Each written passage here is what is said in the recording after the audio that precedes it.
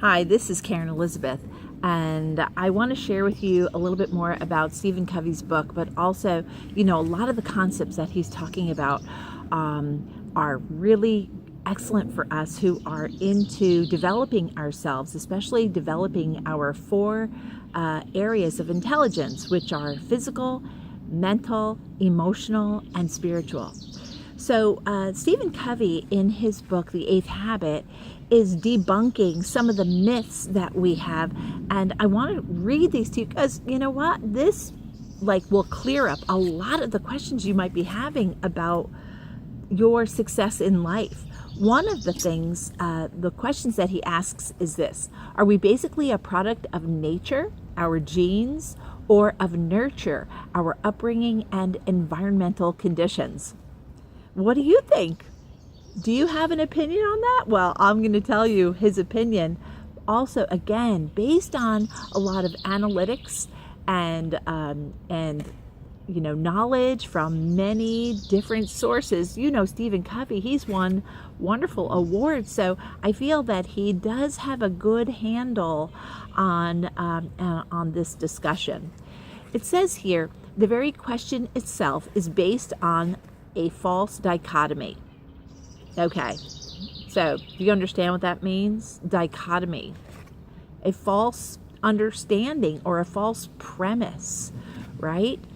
It's based on a false paradigm or map of human nature that of determinism. We are a product of neither nature or nurture. We are a product of choice. We've discussed this before. Do you hear that pretty bird? We are a product of choice. My other book is, there's such a beautiful breeze here today that I am just so enjoying this weather.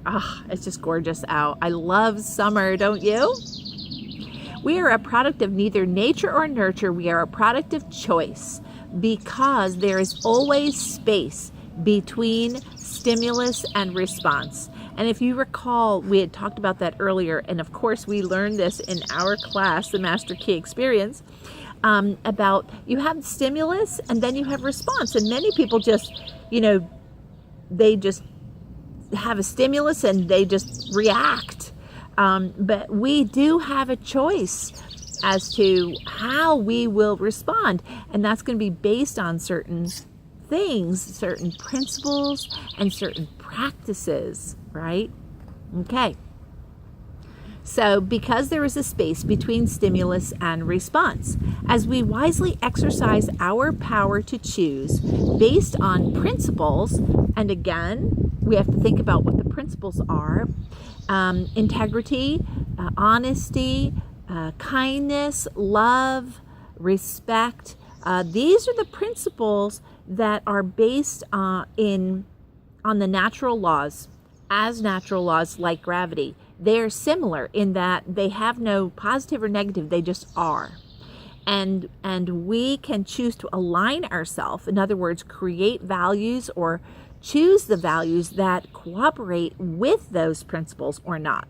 Criminals, they have values too. They value their own purse. They value making others, proud of them because they're good at stealing, But is it based on the principles of integrity and honesty? No, right? So therefore, the end for some values is what we call death. There's no authority. You have no moral authority, and no moral authority is being built in your life if your values are not aligned with these kinds of principles, the principles of honesty, integrity. And many times, as we've talked before, when we are using our spiritual intelligence, and when we are increasing in that, we will learn about what it takes to be a morally authoritative. Okay, so let's go on here. As we exercise our power to choose based on principles, this space between will become larger.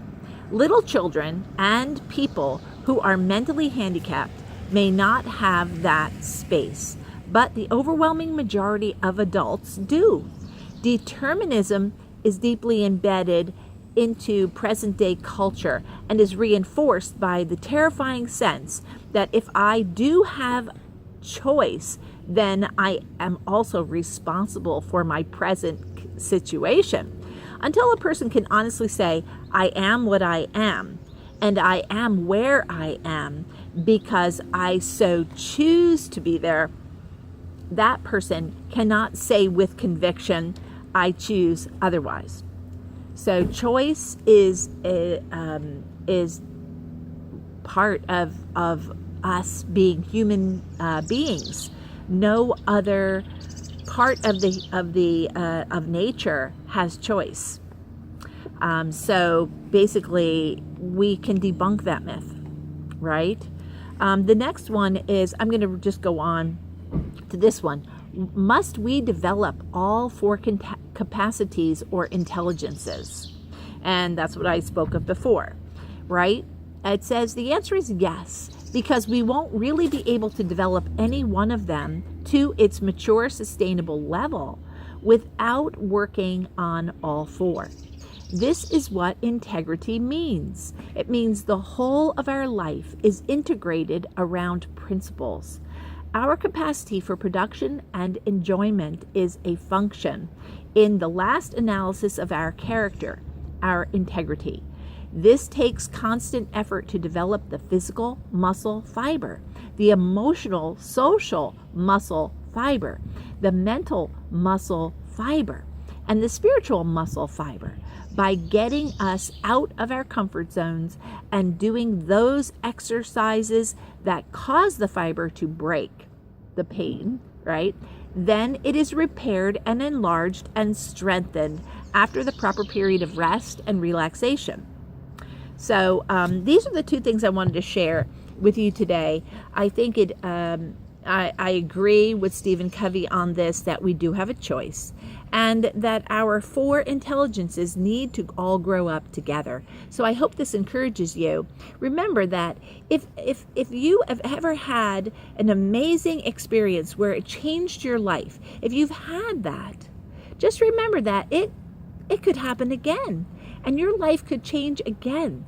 So don't be surprised if, when you turn the corner today or tomorrow, a wonderful new experience comes to you.